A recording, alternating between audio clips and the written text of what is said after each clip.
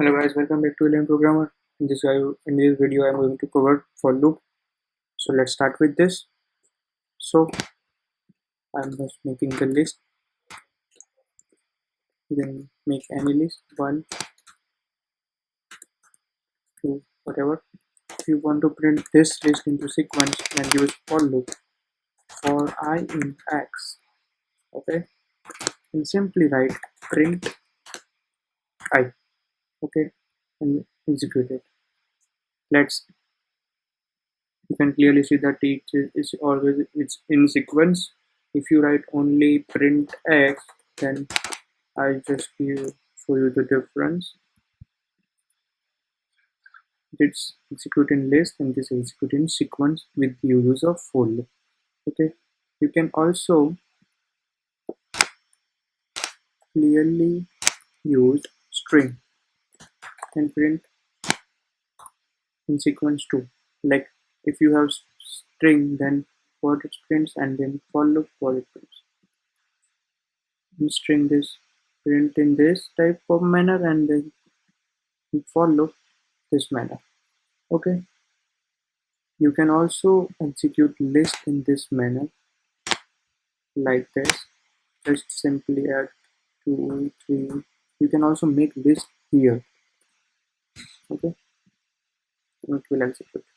It's very simple to use for loop for any type of sequential method.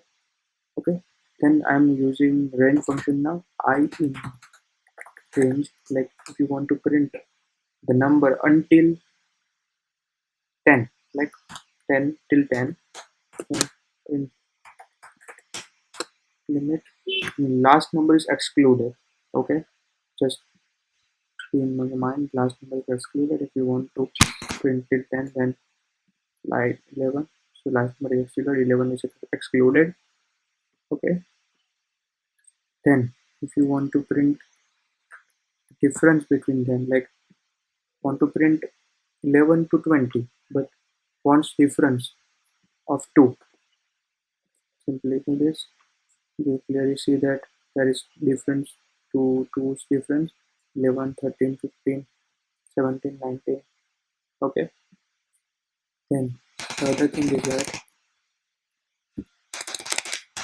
till 11 you can also use conditional statement. You can also use while loop, if else loop, everything in for loop like this. If I modulo 3 does not equal to 0, when you don't about the colon and all the things, print I.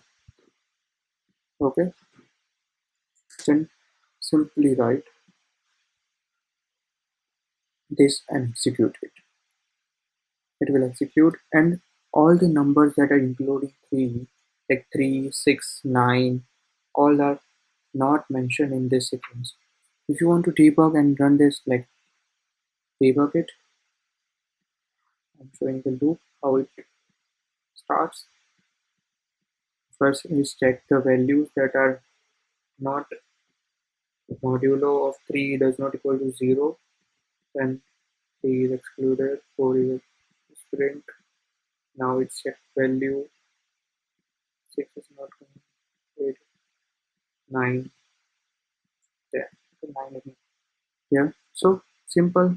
It's very simple. You can use string, list, tuples, and also a range method for any type of sequential process. Okay, thank you guys for watching this video, and don't forget to like, share, and subscribe to our Programmer for more videos.